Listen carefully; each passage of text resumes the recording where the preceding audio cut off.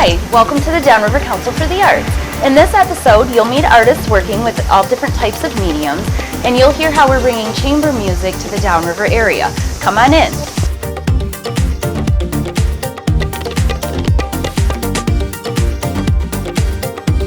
Welcome to our artist interview series, where we feature an interview with one of our DCA member artists. Here you'll meet Ian, an illustrator from the Downriver area. What inspired me to become an illustrator happened while I was at Cleveland Institute of Art, which is where I got my BFA.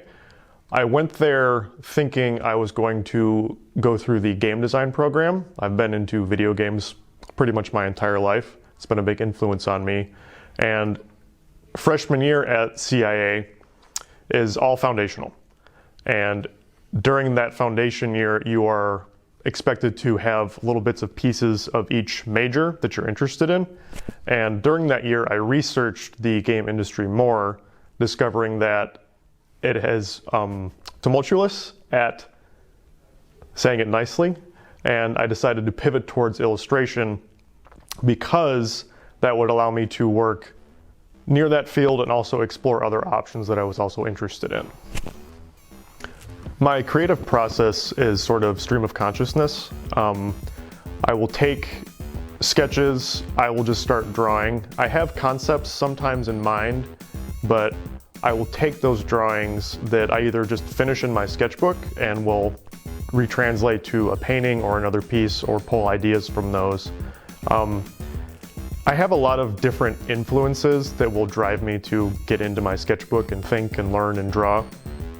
But when it comes to making a finished piece, it's a 50-50 split of I just throw the canvas down in front of me and I start working at it and see what comes out, or I have a definitive idea that I have been working on for weeks or months at a time that I will then bring to a finished conclusion. My range of influences is quite broad. When I was in college, I was really drawn to the modern lowbrow scene, or pop surrealism. The first big name I discovered on Instagram was Alex Pardee, who has done a lot of commercial work. He does a lot of lowbrow illustration, has done album artwork, does a lot of t-shirt design. That brought me down a huge Instagram rabbit hole of finding other artists of similar styles. I love Craig Gleason. I love Wizard of Barge. At the time, I was also, and still am, really into comic books. There was a DC series of Animal Man in the New 52. The illustrator on that book at the time was Travel Foreman, and his work was, as far as comics go, a little more surreal, a little more graphic, horror inspired. And I'm also lately drawn to a lot of, what's the word? I'm blanking. It's not surrealism. Well, I'm really drawn to lately Polish surrealism. One name that stands out that most people know that I'm going to butcher is Stanislaw Beksinski, who I think passed away in the 80s or 90s. His work is a clear influence on some game series that I am also interested in, where it's surreal horror, really conceptual, bleak sort of landscape or creature design. And what I love about that work is it invokes concept and is a fine art approach, but in our modern era where we see a lot of digital media, and like I keep saying, I'm interested and invested in video games, that translates over into the creatures or characters you interact with in those games. So my gamut is huge on what I look at and what inspires me to draw. Just the other day, I was listening to a band named Slug and decided I want to draw a slug. So sometimes it's as simple as that. Sometimes it's more conceptual. Could be from games, could be from comics, could just be from thoughts I've been having. It's a big range. I'm a firm believer that art should be for anyone and should be hung on everybody's wall. And that is part of what influenced me and my partner to start a printing company. When you think of fine art, you think of the painting in the gallery that costs $5,000, $1,000, $1,500, up and up and up and up. And what a lot of artists do that is both beneficial for them and for people who want to enjoy their art is make runs of prints, whether it's limited edition, G-clays. I mean, you could do large volume. There's a lot of print-on-demand sites these days. It allows more people to engage with the work that they enjoy, and it gets more work to the average person who could not afford the original on their walls. And that is extremely important to me. I'm not trying to get rich off of what I make. I want to share what I make with others. And a lot of what I make, I would not say is on surface level serious. When we do art fairs in the summertime, what brings me the most joy is people pointing and getting a laugh or a positive reaction out of what they see, either on my prints or what it's on our table or whatever. So it's about joy and engagement, and not taking yourself too seriously. And art is hard to make, and a lot of people either never tried or don't know much about it, but the more people who can have it on their walls at home, I think the better.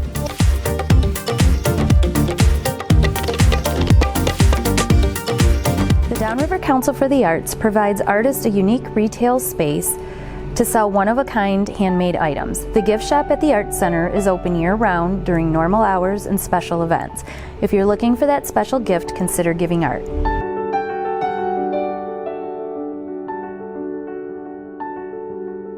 Meet Tricia, DCA member artist and also an instructor here at the Downriver Council for the Arts.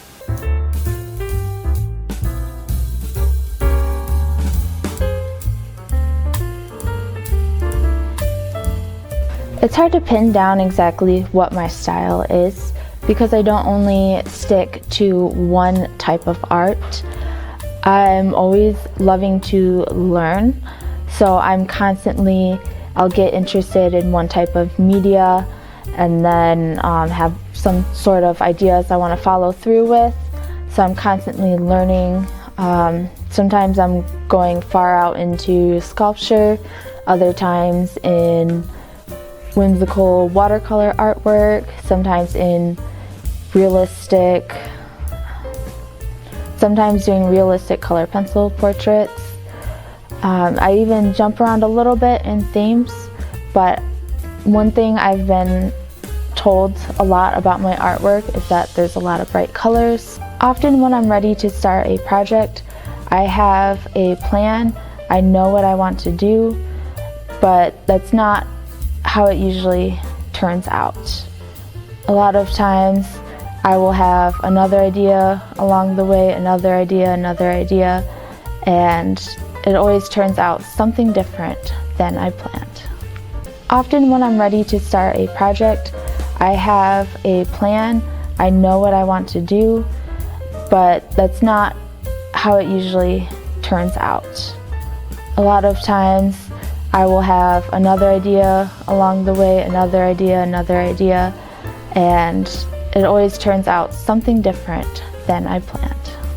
Art has always been a passion of mine. I really love the concept of creating, being able to make anything that I want to make. If I could talk to my younger self, I would really just encourage myself to go for it. I remember being young and in college and I remember having a lack of confidence, and I feel like that did bar me a bit. Maybe steered me a little bit away from being a full-time artist. Becoming a part of the DCA has been a huge blessing in my life and in my artistic career. I've been teaching here for I don't know how many years now. I'm always meeting new friends, new students, new artists that have really inspired me to go more different directions with my artwork. In this video, you'll meet DCA resident artist Andy, who paints in a very rich texture.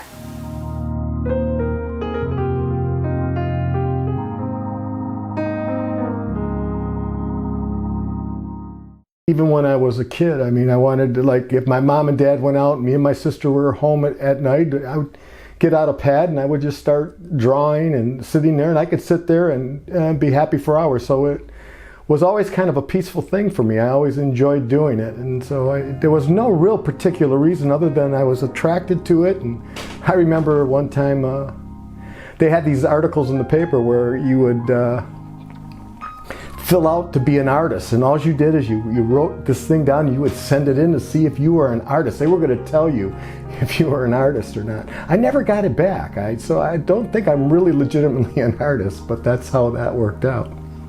Actually, there's hardly any strong intention behind my art other than a love to do it. So the love is my intention. I love color. And then on the same breath, I'm colorblind. But I see some colors. It's not like I'm totally, but the colors to me, like if you ever look at my work, some of my faces and stuff, they don't have flesh tones. I don't see that as far as when I do it. I see just colors of faces because to me each face has an experience, an expression, something they had, a story behind their expression. And I've always been fascinated by that, and so you know, some of my journey in the world of cancer and the world of things, I saw some eyes and predicaments that always stayed with me. So I have a lot of work that does reflect that. Well, if I could go back in time, I would have the luxury to know that what truly brings joy in a life is not who you hang around with or who's your friends, it's how they make you feel when you're with them. And when I was with people in the band and people in theater and people with music and people that did art, I never felt better. But I fought that because it wasn't kind of cool. It wasn't cool. It just wasn't cool. I mean, you can play football or you can do this. So I would have opened up. And I did, but not as much now that I look back. If I was going to give up something, I would have gave up sports as I look back, and I would have embraced the arts, and I would have embraced. But you know, I'm not in regret. But that's what I would tell that younger self: to pay attention to the music, and because I loved it, it made me feel good. I loved being around people that were creative. I loved about people who would talk about things that weren't in books. It was just in thoughts and images and dreams and things like that. So that's what really intrigued me. The DCA was huge. I remember about 3 or 4 years ago, well now it's 5 or 6 years ago, time flies. And I wanted to be here. I wanted to have a studio, but all the studios were taken. And I talked to Erin, she's very nice. And she kept me in mind. So I was working in a condominium bathroom. I was doing my art in the bathroom because my wife had it with me, with being in the front room or in the kitchen. I'm kind of a hot mess when it comes to doing my art. It's physical for me. And so I was in the bathroom. So Erin calls me, I mean, just really truly out of the blue. I hadn't talked with her in a long time. She says, there's a studio that's available, and I don't know who was more happier. I'm sure I was, but I know Nancy was really happy too. But that's how it began, and I started again rubbing up the people that are creative and people that like to talk about experience and try to put it on canvas or in music or in video or whatever, and I was right at home. I love this building, I really do. I think this building is just awesome, just awesome. Each summer we hold a chamber music series with the chamber artists of Southeast Michigan. Here you'll listen to some of their concert, and hopefully next year you'll be able to attend in person.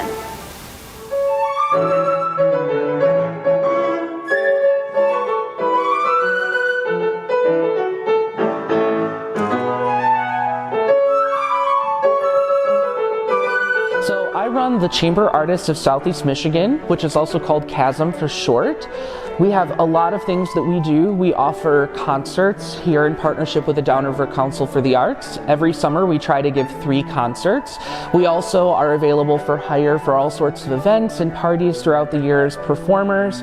And most recently we have gotten a scholarship initiative going, and our scholarship is open to Downriver High School students who are in instrumental music so that they can have a little bit of extra funds to help with instrument repair, summer festivals, marching band camp, all of that kind of thing.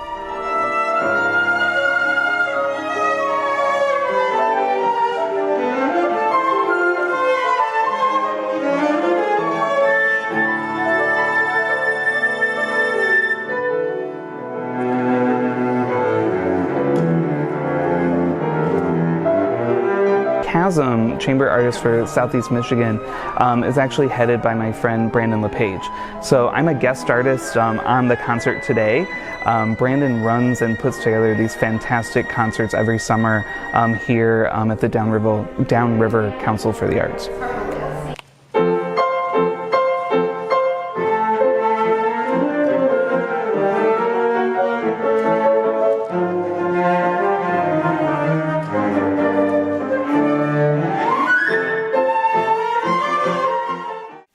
In this interview, we talked to Clifton, an abstract artist from Downriver.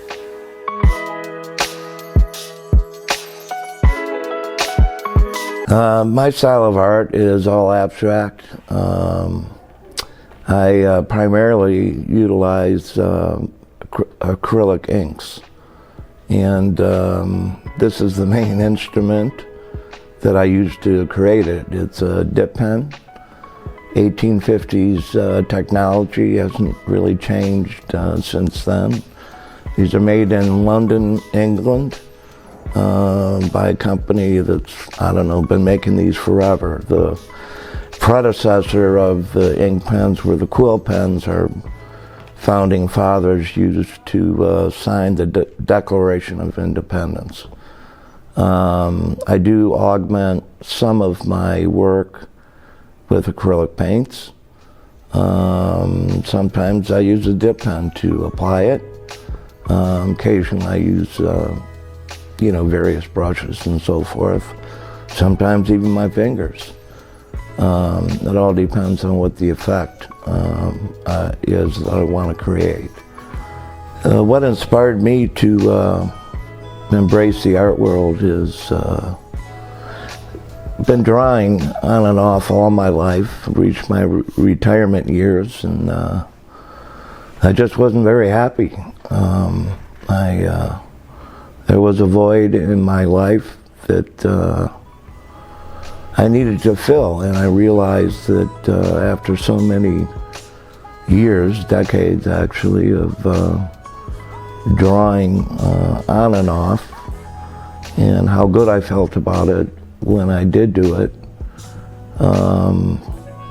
it would be a good thing for me to pursue. It seems like I appreciate taking something from each artist that I look at, each piece of work that I look at, and even looking back on my own work as I go along. I consider it all work in progress. So I learn something new with each piece I do and have ideas, and do I use it again? Do I not? Do I extrapolate it in some way? If you're going to be an artist, you got to live in a continuous learning environment and not be afraid to try things. The Downriver Council for the Arts is a fabulous resource. Certainly at artists in the community, but also artists everywhere. Even outside of Detroit, outside of Michigan, you can get your artwork shown if you go through the procedure of responding to a call for entry. So DCA, as we call it, is a phenomenal resource, certainly to the community. I think when you're talking a community, I think it's 21 separate cities that collectively make up the Downriver, what we call in Detroit the Downriver community. And there's there's classes, tutorials, and opportunities for people of all skill levels. There's opportunity for people of all ages in a variety, unbelievable variety of media.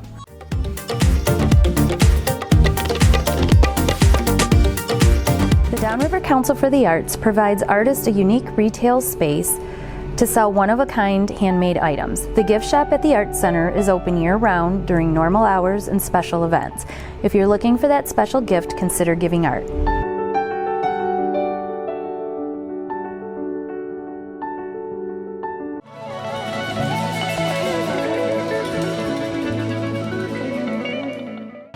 Hi, I'm Tim Porter, and I'm here at the Downriver Council for the Arts annual membership show. Every year we have a show that's focused only on the members of the DCA. We have a diverse group of members. Their artwork is extremely diverse, from sculpture to painting to beadwork to fiber work. The themes that they bring are landscape, portraiture, a multitude of different types of mediums and themes. It's a really good group, very friendly group. We love doing this show because everybody knows everybody else, and it's just a very, very nice community of artists, and they all work well together.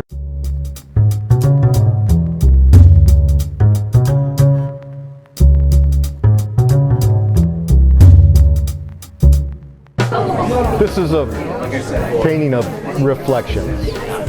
The building's reflecting itself on the water, the windows reflecting themselves, and also the people that are in here are reflecting themselves. It's not usually what you think you look like, but it's a reflection of who you really are, and that's what this is about.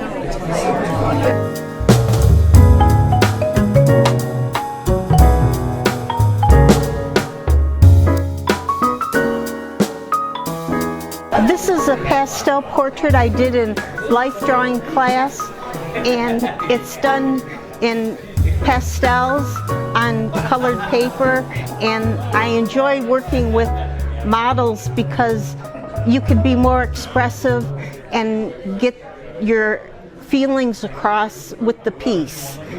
You can get the personality is what I feel when I sketch a model. And I usually work in pastels and try to portray that image to the viewer.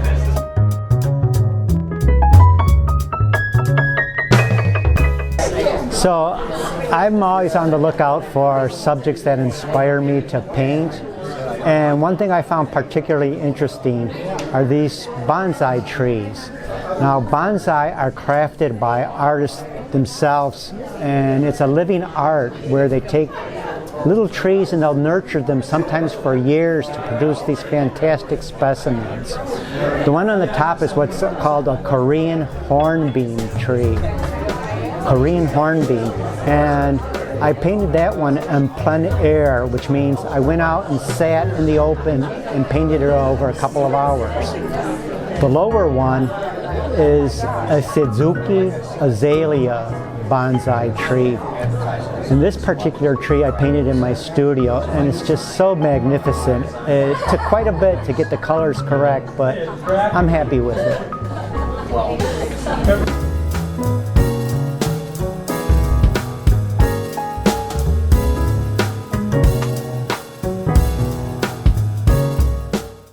This is called Life's a Maze, and this and the series that it's a part of is inspired by something my favorite teacher probably ever told me. What she said was, she was comparing me to her son, and she said, you guys are a lot alike. It's like, because you're always focused on like the big picture, like the scary stuff happening in the world.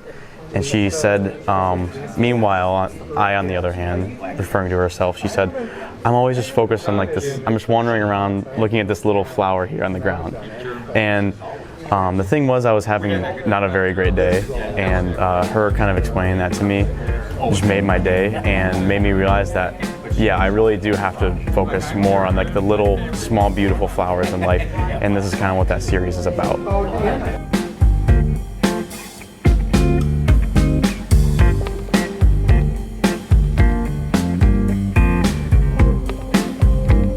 Well, this painting, I started doing a series with small dots, and I always liked the idea of the connections that bridges portray, kind of bridging between people or invitation to people. With this particular painting, I was kind of thinking especially of immigrants and coming to this country and what they have to cross in the waters. And the waters are huge, but they're very friendly because of the colors that I used.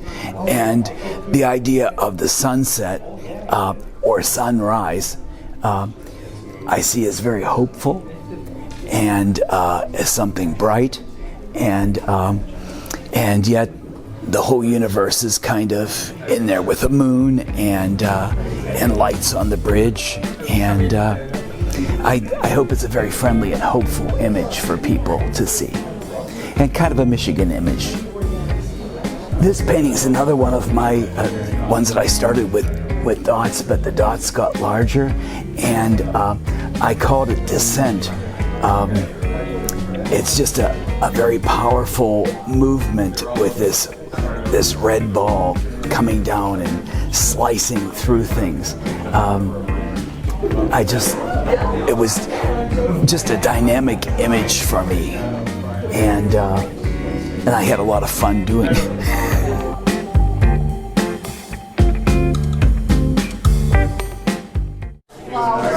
Okay, well, this particular piece, I was really having some fun. It's an acrylic piece, but I was having a lot of fun putting it together. And in this sense, the dog, this little hound, went and got the owner, and he said, look, the cat is going after the goldfish.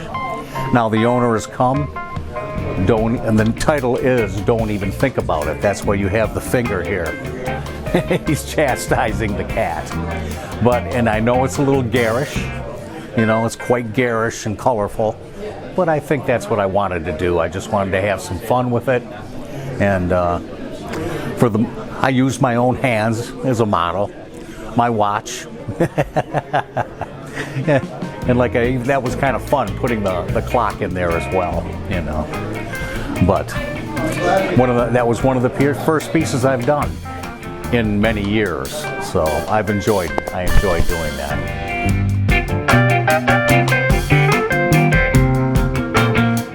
This is my photograph. It's of an abandoned COVID testing site in Detroit. It was at in the parking lot of a community center is where this site was, and this was last summer. I was at the grocery store next door, and I noticed it, and it was just kind of in shambles because they were no longer using it for COVID testing, which I thought was a real sign of the times that we've kind of moved to the next phase of the pandemic, and I just thought it was really a good moment to capture. So if you go by there now to the same parking lot, it's just a regular parking lot. They've now removed all of the COVID signage and cones and everything that were up all over the place.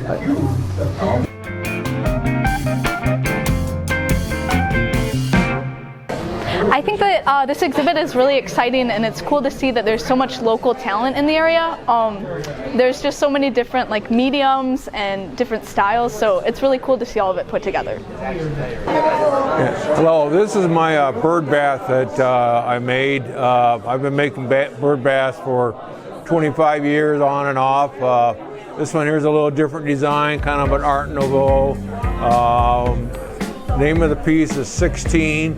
The reason I 16 because it starts off with 4, then 8, and then 16 branches, 16 flowers, 16 little curlicues, and it's all copper. They last for centuries. There's a turtle down here and a dragonfly there, and that's it. you.